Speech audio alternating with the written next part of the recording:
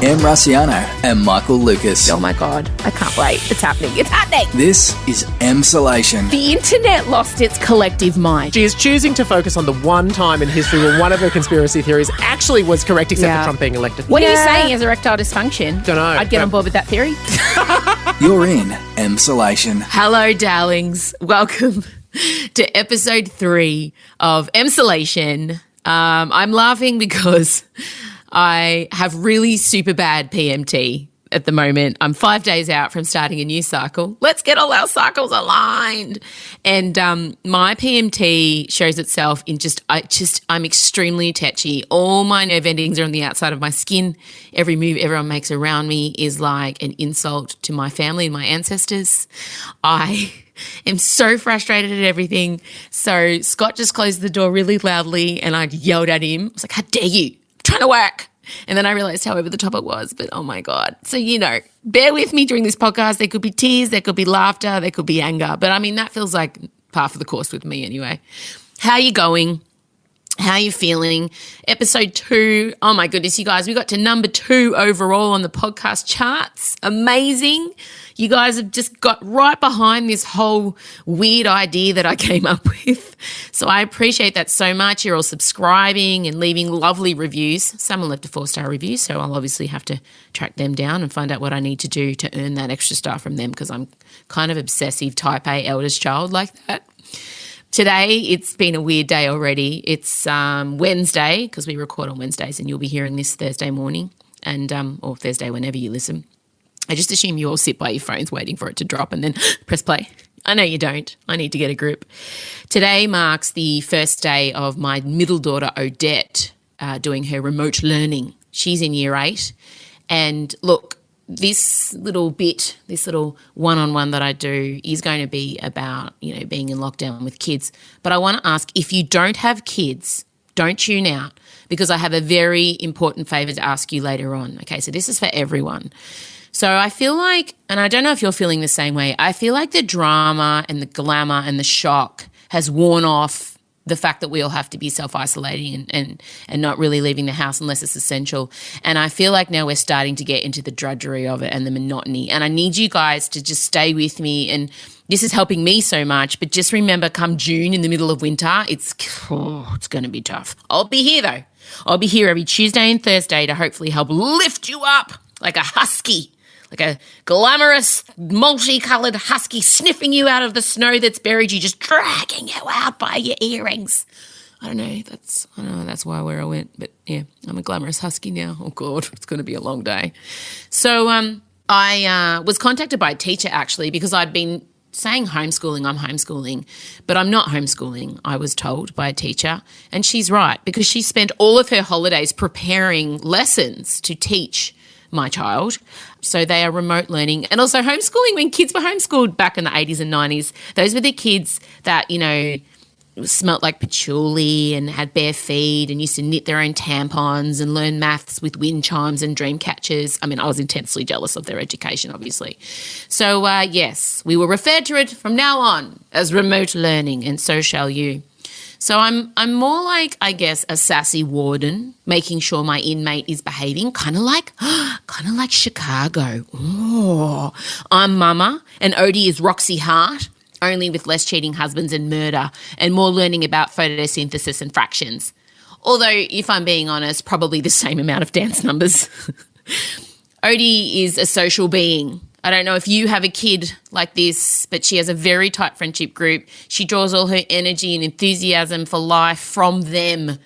I'm a bit of an introvert who dresses up as an extrovert, and my firstborn Chella is also an introvert. She's notorious for spending Saturday nights at home binge watching Gilmore Girls with us while her friends are harassing her to come out. So I guess this situation probably wouldn't bother her at all. But I'm dealing with an extroverted social butterfly who's been finding the last few weeks really tough without her mates. So I'm kind of glad she's back. Even though she can see her friends on like a Zoom meeting, they're still interacting and I'm really grateful for that.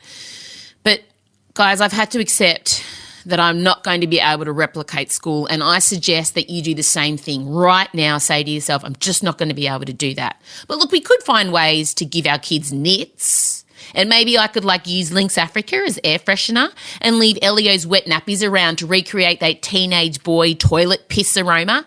And maybe warm up some cheese in the microwave. Because you know how all teenagers around 13 kind of smell like warm cheese?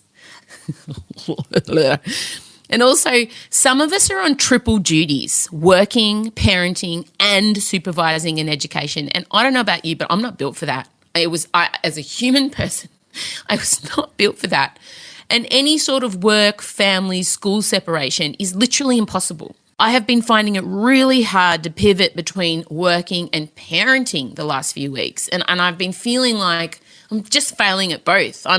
I'm with the kids and I'm just trying to brush them off so I can answer an email, and then I'm answering an email and looking at my kids watching their fourth hour of TV, just thinking, God. So when I realised I had to throw schooling into the mix, I knew I had to readjust my expectations of myself and my kids. So I Googled and researched, and I came across two very ways of thinking. One said, when Odie starts school, that I need to maintain a strict schedule to minimise interruptions to my child's education, and don't worry, I set my laptop on fire after I read that article. And the other school of thought said that if I just provide a loving and supportive environment during this time, that's enough. But then I felt like that was too far the other way. And I really feel like we need to get a happy medium between strict scheduling and hours of snacking and TikTok making. So I thought I'd share with you my plan. And remember, you take everything I say with a grain of salt. You don't have to do it. I'm not saying it's right, but I'm just going to let you know my intention, and I'll let you know how we're going in a week. So my plan is each day she's going to get up at 7:30. We're going to make her bed. She's going to get dressed and be down at breakfast by 8:15. She's a slow mover, Oates. Then we're going to have breakfast and talk about what classes she has first. At 8:30, we go upstairs because I've set our study up for her. We've got a whiteboard where she's going to write her classes for the day, and then at 8:45 she logs on and she starts the school's remote learning program.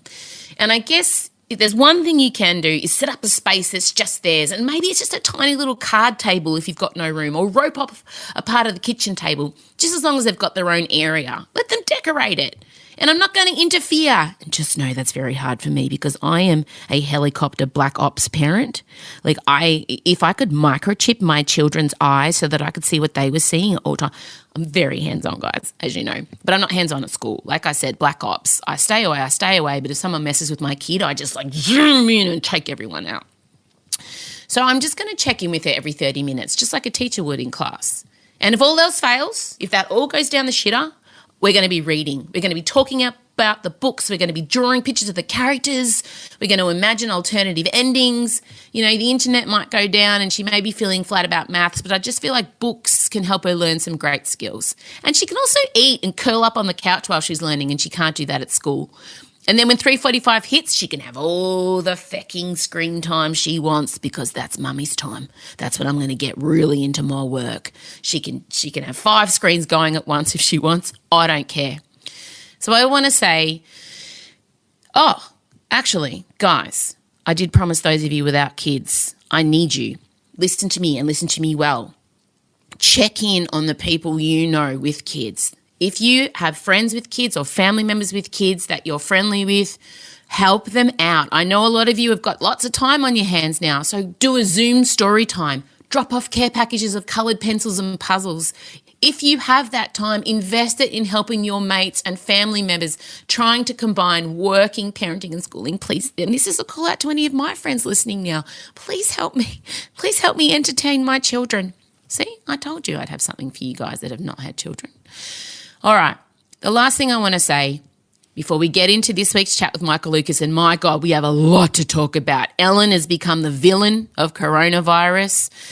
MasterChef is back. I mean, God, there's just so much. And, of course, Unorthodox, so we've got to get to that. But the last thing I want to leave you with, to my parents, just be gentle. Not my parents, Jenny and Vince. I'm talking about you guys parenting your kids during this time. Just be gentle. Be patient and be realistic with your kid and yourself while you both adjust to this new way. Oh my goodness, I hope some of that was helpful. I was really nervous about doing it because there's not a lot of jokes, but I just felt like today I woke up feeling overwhelmed and I thought some of you would be feeling overwhelmed, and there we go. She's gone into manic territory, so it's probably time we bring in Michael Lucas. M. Rusciano and Michael Lucas. This is Emsolation. Odie, you back upstairs? Odie, It's 11 o'clock. Back to school. God, I know. Oh, Michael Lucas joining me now as I just yelled across the house, Odie, get back to school. And I loved it. It was perspective. Just thought I'd do. Just trying to keep it real. I should turn around and go, Adrian, stop lovingly preparing the salmon for tonight. Sorry. Oh, my God. I Sorry. hate you so much. I'm sorry. And I want people to know that would be true. That's Adrian, his husband, they would already have dinner prepped. You've probably already started thinking about what's tomorrow night's dinner. Pretty much, yeah. I actually think it's Barramundi tonight. Anyway, moving on. Barramundi? Oh, my God. I want to be a cosmopolitan gay man in lockdown with my husband. This isn't fair. There should be a show where, they do wife swap. It should be called ISO swap. Oh, that just would not be hygienic. I would come to help out with the kids. It would not be good for the pandemic. We have to respect science.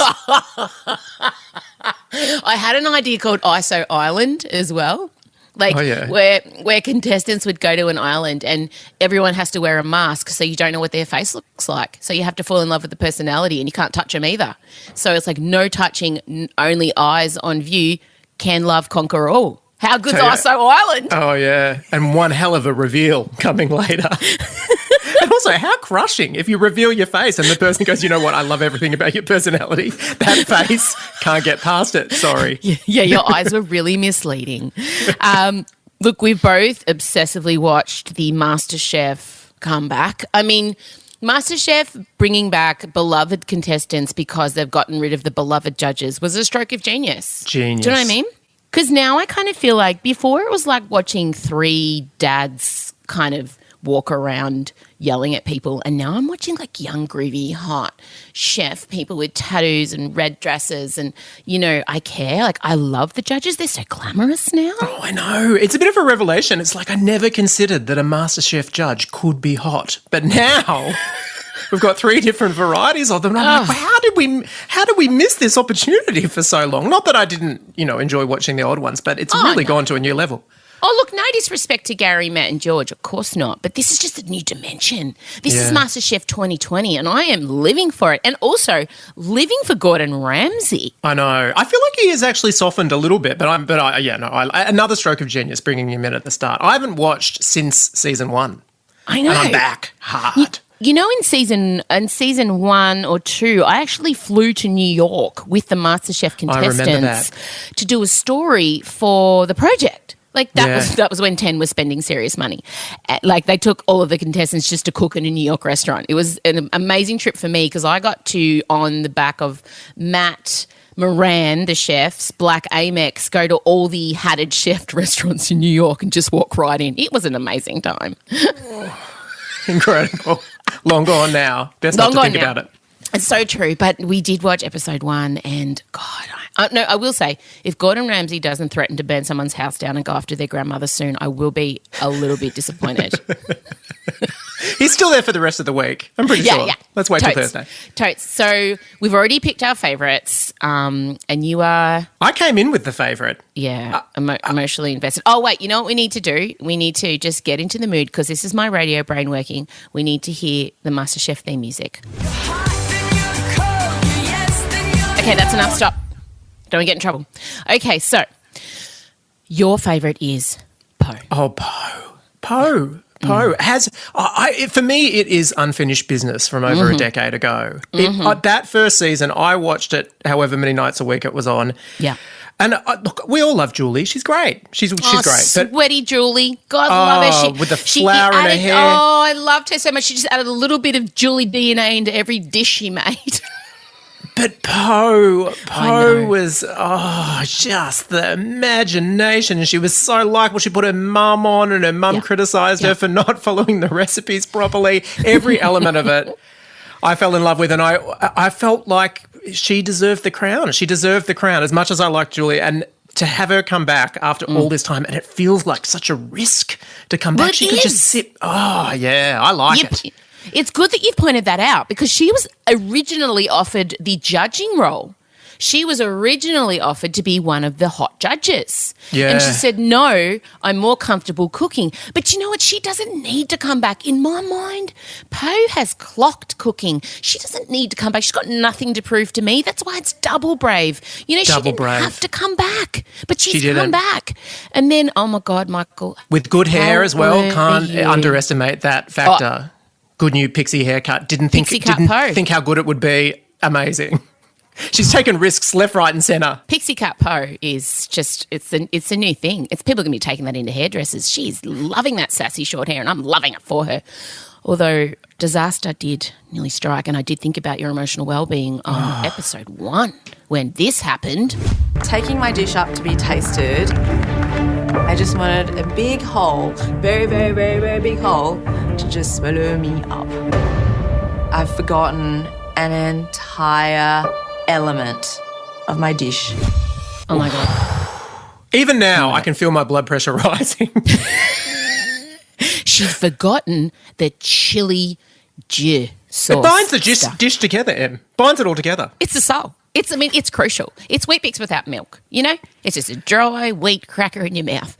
But luckily, it was Poh. The judges loved it. They were just, I can't believe I thought she was in trouble for 1 second. Gosh, well, I spent the whole episode thinking someone was going to get eliminated, then realised it wasn't about that. And so I was needlessly stressed. I am honestly shocked at how stressed out I get, considering in the first couple of weeks of this pandemic, I could not invest in any television other than the news. I was dead to everything. But for some reason, I've turned a corner and I've overcorrected.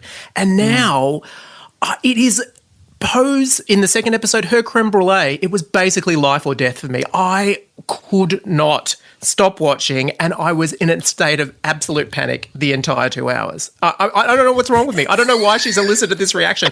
And I can't even think about if she were to be eliminated, I don't know how I'd react. I know. I just feel like that can't happen. I feel like she should have just been given the immunity pin at the beginning and we all would have agreed that was the best move, okay? I need to know that she has immunity right up until the last challenge. Oh, but exactly frankly, right. I mean, I do whatever she says. I'll buy whatever she makes. I'll go to whatever restaurant she opens. She's already a winner, Michael. She's Pixie Cut Poh now. You can't get past her. Meth Lab Raymond, for me, is also a hot favourite. I love Meth Lab Raymond. Now, for those of you who may not know, he made this amazing dessert. It was like a white supremacist dessert. And he everything in the dish had to be white. And then he used all this Don't you wish Em was a MasterChef judge? I'm really enjoying the white supremacy in this dish.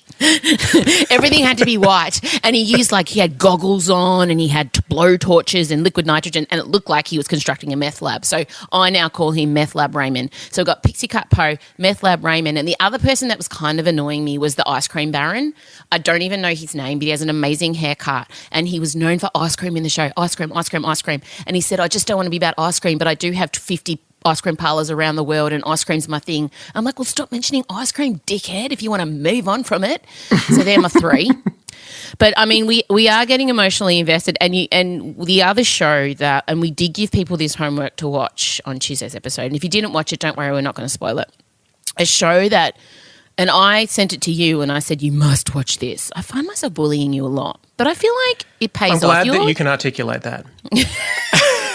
No, but it's like loving Italian mother bullying when I know what's best for you even though you don't. Yeah, you're serving up a plate of food going, just eat it. Just eat it. Exactly. You need just it. Taste it. And just I taste did. a little bit. I needed it. Unorthodox, Michael. It is the story of 19-year-old Esty. She's fleeing her Hasidic Jewish community in Williamsburg to find a new life. Have a listen. You escaped, didn't you? You make it sound like I was in prison. Weren't you? No, but I left without telling anyone. Why did you leave? God expected too much of me. I was so early. And just public service announcement, it is only 4 episodes. Don't do what I did, get halfway through the 4th one thinking you've got 4 more to go and then be devastated. 4 episodes, savour it. It's so true. I was the same. I got to the end of 3 and I saw the last episode was 4 and I was like, I want the last 7 hours of my life back. I need to eke it out. It's just, and we will not give anything away, we promise, but it is captivating. And so basically she's 19, she's in an arranged marriage and in her community, young fertile women's only real value is to have babies. And she quickly feels trapped by that. And I guess we kind of led to believe, Michael, that she's felt different and trapped her entire life for the rest of the people in her community. Yes. And I mean, which is partially why it is perfect ISO entertainment. I mean, look, do we have that much in common with Orthodox, mega strict Jewish communities of Williamsburg? Probably not. But when you're trapped at home in isolation, stories of repression really cut through. They do. But I feel like you say that, right? And yes, she's in this remote, it feels like she's in remote Israel, but in fact she is in New York. Like, that's the other thing, the amazing way they shot it. But it's just, for me as a woman, just watching another woman feeling stifled by the life she's in, wanting to find herself and, you know, find a community to belong to and your place in the world. For me, it's the universal themes, Michael Lucas. And for me, it's because at its core, it is pretty much the same story as The Little Mermaid, if you think about it. Just swap Orthodox Jewish people in Williamsburg for Mer people in the Undersea Kingdom, same story. Oh my God, you're spot on. Yeah, I mean, Ariel wasn't betrothed to someone with whom she had no sexual chemistry. That could have been an element of the story. And in fact, if you think about it, she was probably going to run into some troubles with Eric down the track. But so many. In fact, when she goes to Berlin, not giving anything away because it all happens in the first episode, she basically meets someone who does, like, I would cast him as Prince Eric. Oh, me too. And Berlin, I love when she gets to Berlin, you guys, like there's gays, there's Muslims, there's women with opinions. Like, it's everything you want for her new life. And even her, you know, her haircut is, anyway, we're giving too much away, but it's all in the first episode, that because it's splitting back and forth in time. Like, you learn the story of the past, and then you watch the present. And she is unbelievably socially successful in Berlin. I mean, she's never Googled before. She's got a strange haircut. She walks into a coffee shop and literally picks up the hottest guy in all of Berlin. Yeah. So it's also that story. Which we all want. It's the age old. But what I also love is how lovingly this show and respectfully this show portrayed, you know, the Jewish Orthodox Hasidic community. And especially, these are the Satmar Jewish community, and they're the most extreme in their religious conservatism. They escaped Hungary, most of them from the Holocaust, and they actually, amongst themselves, feel like it is their duty to rebuild the 6 million lost. So that's why all the women have, 12 babies. And some of the ceremonies are so beautifully and painstakingly recreated. And it isn't so much as saying, the good guys are in Berlin and her oppressors are in New York. That's not the case, and I think that was really cleverly done.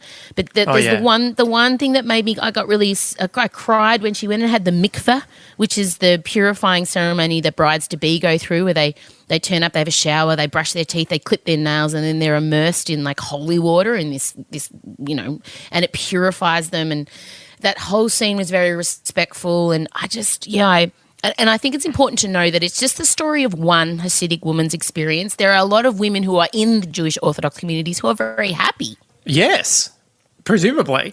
And can you tell I passionately thought about this? Look, I am an expert in the culture because I did watch Barbara Streisand's Yentl a lot as a child. But beyond that, yes, I presume this is just one perspective. But the genius of it is, if you are looking for a very rich, very detailed, beautifully rendered examination of an intricate culture, you'll find it here. But also, if you're, say, wanting to watch something, you just want to whack in something like Dirty Dancing to watch an innocent Jewish girl bag an impossibly hot guy, this show will give you both. It will give you the high and the low end, which is why I could not recommend it more. Oh my God. It is rare that I go into the beauty and colour of something and you come out with a shallow part. I enjoyed that reversal. You've done a deep dive into the history of the culture. I've given you Dirty Dancing and Little Mermaid. I'm living for this moment right now. Oh, but we do, before you leave me and go off to do the things, whatever it is you do during the day. What are you going to do? Plan the meals for the rest of the week? Writing. That. Yeah. Just stupid writing. You're writing the next episodes of 4 bedrooms, aren't you? It's 5 bedrooms, yeah. We just dropped a bedroom, guys. Indeed. Amidst trying recipes, cleaning the house and going for long, loving walks, yes. Oh, off. Now, Ellen has become, Ellen's become the the unexpected villain of coronavirus, I'll say, she decided to move her talk show to her house, obviously, because everyone's in isolation. It's coming live from her $43 million Californian palatial mega mansion. And she, like all of us, Michael, is feeling the pinch of being in isolation and just wanted to share her frustrations. One thing that I've learned from being in quarantine is that people this is like being in jail is what it is. It's mostly because I've been wearing the same clothes for 10 days and everyone in here is gay. The jokes that I have. Oh, she's taken that down. She's taken it off all of her platforms, so you've done well to get that. I know. And the thing is, it has been a great few months for her because she was obviously seen with George Bush at a football game, the guy who refused to properly classify LGBTQI hate crimes, and then there was the whole Iraq War thing. But she kind of, because there are literally people sitting in jail cells that can't actually get even soap. So yeah, she's managed in one joke to combine so many offensive things. Firstly, the whole, like, she's in jail when she's in this incredible mansion. And by the way, the mansion does look incredible. I mean, that oh my God, did you see window. those floor-to-ceiling windows? Like lush incredible. Green outside. Beautiful, stunning. Yeah. And then in addition to that, yes, it's the coronavirus impact on prisoners in America is obscene. Not only are they totally at risk, but also they're often being forced to work to do all of this hazardous thing like burying the bodies in New York. But then in addition to that, there's a whole lot of landmines. You don't joke about everyone being gay in jail. The gay community, as you would think she would know, are a bit sensitive about that. And she got it all in this one throwaway gag. It was offense Yahtzee. It was quite an achievement. But the thing is, I think that celebrities are collectively losing their minds. I just feel like this is really highlighting that they don't know what the to do during the times where there is such a chasm between the normal folk and the mega rich celebs. Because even Wonder Woman, who I thought was untouchable. Never a foot wrong, never. Gail Gadot. She is lovely and always posts these really hopeful and incredible spirited messages. She had a little idea while she was walking through her multi-tiered 1 hectare long walk-in wardrobe. Day 6 in self-quarantine. These past few days got me feeling a bit philosophical. You know, this virus had affected the entire world, everyone. We're all in this together. And I ran into this video of this Italian guy playing the trumpet in his balcony to all the other people who were locked inside their homes. And he was playing Imagine, and there was something so powerful and pure about this video. So she was touched by this. And first of all, I want to pull her up on the sentiment of we're all in this together. Are we, gal? Are we all in this together? You know, like when I can't pay my mortgage in 2 months, will you spot me $3,000? Are we all in this together? So what she did was, Michael, she gathered a bunch of other celebrities, did she not? She did indeed. And look, who's going to say no? You get a text message from Gal Gadot saying, I'm doing a bit of a sing-along. I'm not going to say no to her. I like to think that maybe I'd think this could be naff and offensive, but if Gal Gadot's texting me personally, look, think of the things I do for you when you text me personally. I would have been one of those people shit-canned singing that song. I know, but I don't know. She got people that like are normally quite political. Mark Ruffalo. Yeah, he's the shocker, isn't he? He attacked Ellen for the lunching with Bush. He's normally on the forefront of environmental protection. He's anti-fracking. He's everywhere. He did this. Jimmy Fallon did this. Natalie Portman, who sewed the names of female directors into her coat that she wore to the Oscars. Kristen Wiig, who you would think would, she would find the irony in anything, but not this. So all of these people got together and sang Imagine by John Lennon. Have a listen. Imagine there's no heaven. It's easy if you try. No hell below us. Above us only sky. Imagine all the people living for today. Yeah. It was interesting to hear because I thought if you couldn't see them in their mansions, would it work a bit better if it was just the voices? The answer, no. No, it's still terrible. Most people are struggling to get by. I don't need hot, rich people singing at me. It's just not going to cut it. And Twitter has been resoundingly... They're like, guys, go pay for some masks. Go buy some ventilators. Please stop telling me we're all in this together from your massive mansions. You know what they need? They need... Because, I mean, I acknowledge that I've been in a not that level of lucky situation. I'm not in a mansion with gardens or anything like that. But, I've fallen on my feet. And they need a friend like you who's going to text them constantly. Em literally texts me going, check your privilege. I make 15 meals a day. If I even get half a breath of thinking, I'm suffering at the moment, she's there. You should offer a service, Em. A check your privilege service. Totally. I did text you saying, I know you're sitting there enjoying your reading and your coffees and looking out and you've still got paid work and you can order Uber Eats. I can't. I am homemaking meals. We live too far away.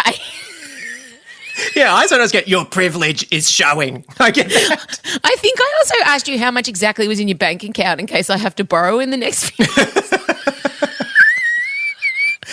So you're the missing element in their lives. I just think, look, they did work in unifying all of us in our combined hatred of the song. I think they did. I'm desperate to know the follow-up text that Gal sent after it all went to shit. Lol, soz.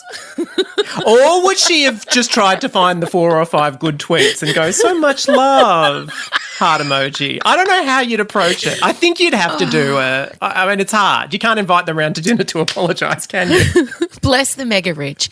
I feel like now's the time. Just keep your head down, do your yoga, enjoy your life, but don't tell anyone else about it. We'll be obsessed with you again in 6 months. Just ride this wave, you guys. Stop trying to tell us you're one of us. You are not one of us. I am now currently staring at a pile of washing that I don't know which half of it's dirty or clean. There is dog spew on the floor. There are 3 dirty nappies. You are not me. That is not happening in your house. Piss off. Look, you are probably slightly closer to me, but still a long way. And I will want to see your mansion again. I really will. But give it 6 to 12 months. And then full spread. Give me everything. But for right now, I want to know what your post-corona makeover looks like. I want to know how much weight you lost or gained. I want to know it all, but not now. I'm just being shushed. I'm being shushed by the person doing her remote learning upstairs because her entire class can hear this thing. Well, it's good. They should check their privilege too. Check your privilege. You've got education. All right, I better go. All right, thanks. I'll chat to you. We'll hear of you again on Tuesday, but I'll probably talk to you later. Yeah, can't wait. All right. Yeah, okay, bye. See ya. This is Emsolation. Okay, well, I've moved to the kitchen because we were being too loud. Odette's entire class just heard my chat with Michael Lucas. It's time for, your favourite segment. That's fine. I'll win you guys back, no doubt. Super coach Scotty is in the house. Also, Elio is sitting next to us. So if you... Oh, hello. If you hear some noises, that's why. But it's real, guys. It's real. We're at home in also with the baby. Yes. Scotty, this week's topic is one you have pretty intimate knowledge of because I feel it often. Yeah, for sure. So maybe we can listen to the question. Oh, all right, mate. Let me do the throwing. I'll do the throwing to the grab. Let's hear Hannah. Hello, my name is Hannah. I'm 30 years old from Sydney. Scott, can you please help me with always feeling guilty whenever I say no to people, and then a lot of the time backtracking on that because of the guilt, and then it being a vicious cycle of feeling guilty about that. So any help you can give would be greatly appreciated. Thank you. Oof, Hannah hitting me in the feels. First of all, the big hard thing for a lot of women is saying no. Why do we find it hard to say no? Well, if you ask me, it's because women are conditioned to say yes, to always be available and fill the needs of others in our society. You'll notice Scott spins much slower than Michael and I do, so we've just come from manic chatting. Slow down. And Scott is super Zen master, so just they're going to be loving the change of pace. Oh, he dropped his. So the first part of Hannah's question is getting up the courage to say no and then sticking to that. So how do we overcome that desire? Because for me, it's I want to please and I want everyone to like me. And the minute I say yes to things, I instantly start fantasizing about ways I can get out of it straight away. So what can we do to not feel that guilt? Well, I reckon it might be helpful to first break down the mechanism of guilt and why it happens. Mm-hmm. So I'm feeling really distracted at the moment with the little bloke here, to be honest. This is real life Australia. He was having a little wrap with a bit of diced chicken in it, and he's just perked up. You keep going. Anyway. Breaking down the mechanisms of guilt. Why does guilt happen? What's the mechanism? Well, when we do or think or say or accept something that we feel is wrong, when I say that in talking marks, wrong in our eyes, we get this feeling of guilt. So what it's sort of telling us is we've gone against our personal values, our standards, or even our identity, who we want to be. So really, in some ways, a guilt is an internal happening. No one can really do it to each other, even though people will manipulate those in others, but really it's a creation of your own values, really. So emotions are never bad or good. They just are what they are. So it's helpful to just view them as this is an important messenger. So guilt can really be pointing to us, telling us what's important. You can keep going. You're doing good. Okay. Okay. I mean, so you've got Hannah saying, people ask me, I say no, then I feel bad, then I feel bad that I'm doing it because I didn't want to. So I want you to I want you to help all of us, the next time we commit to saying no, how do we change our mindset from then instantly feeling bad like we've let someone down? Well, I think part of it is to explore where that reluctance to say no comes from, because if you don't surface that from a deeper level, you're probably always going to be battling around on the surface. So if like saying no, so what is that? What is that? What's the value inside that? And maybe it's your value as a person being of service, being liked, being accepted, or even it could go as deep as being worthy and legitimate. So if by saying no, it puts that value at risk, all right? And then saying no as a woman in our world could be, obviously we discuss the social conditioning, but maybe that means, oh, hang on a minute, if that's what women are meant to do and I say no, does that mean I'm not a woman? Does that mean I don't belong? It can go that deep. All right. And then Hannah also said changing her mind. And that can be things like, well, changing your mind is a reflection that I'm not being strong or I'm not being dependable or having integrity. So it's all those things. So some of these things can be triggered. So that's what's at risk when people are going, oh, hang on, I want to say no, but if I say no, it might mean Mm-hmm. Does that help?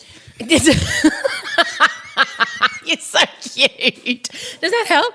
It does help. But you need to know, can you go get the baby? He's calling upstairs. I guess the thing with women and the guilt, there's all different sectors of guilt for me. There's mother guilt, which is a massive one that I've been trying to work on. There's professional guilt. There's wife guilt. There's family guilt. Like I want to be there for my parents. And I think there's all these different levels of guilt.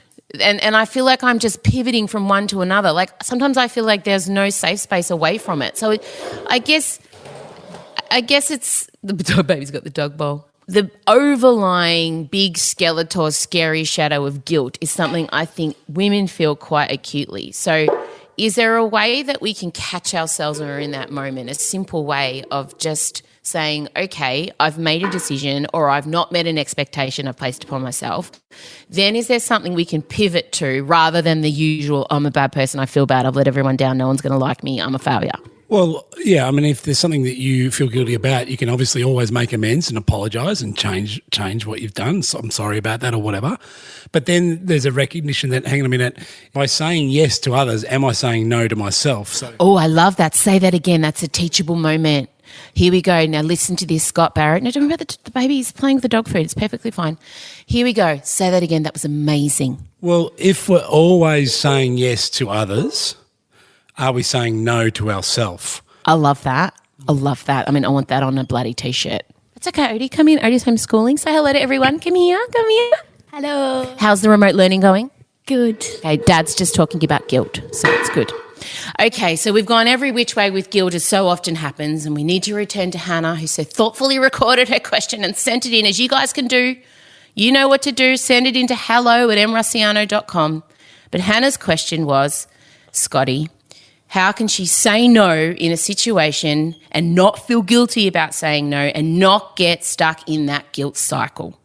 Yeah, and so I think in these type of situations when it's in a conversation, often it can be hard to try and change that behaviour right there and then. So, you can just say no and grit your teeth and sort of push through that awkward phase, but often it's happening subconsciously anyway. So I think back before you even get into those situations, just having a think about, why am I saying no? What am I trying to protect in me? What's important to me in all this? So, you might be someone who wants to be accommodating to others, but it's coming at the expense of yourself. Then you think, okay, well, maybe I need to be, framing that differently. And maybe the world won't fall in if I say no. Maybe I won't be perfect. That's okay. And recognising the needs of yourself as much as your wants to, help others. Okay, you're so wise. Well done, babes. Look, guys, if you have something you'd like Scotty to tackle for you, something keeping you awake at night, it can be as trivial or as large as you want. Please record yourself just like Hannah did. Hi, my name's blah. I'm this many years old. You can say whatever you want. I mean, I would say I'm 25 and I'm from here, and Scotty, can you help me with this? And email it to hello@mrussiano.com. Thanks, Scotty. We'll chat to you Tuesday. Thanks, Emmy. Thanks, Gunny. And thanks to all of you. Today's episode was crazy and manic, and I wish you could have seen what was happening behind the scenes. But it's real life, and this is going to be mirroring a lot of what's going on for you. So just lower your expectations, do your best, and we'll chat Tuesday. Don't forget to subscribe, to review, and also it's Bring a Friend Week. If you listened to this episode and you loved it, pick someone else to copy and paste that link to and send it as a text message and just say, here you go, listen to this. I'll hear you guys on Tuesday. See ya.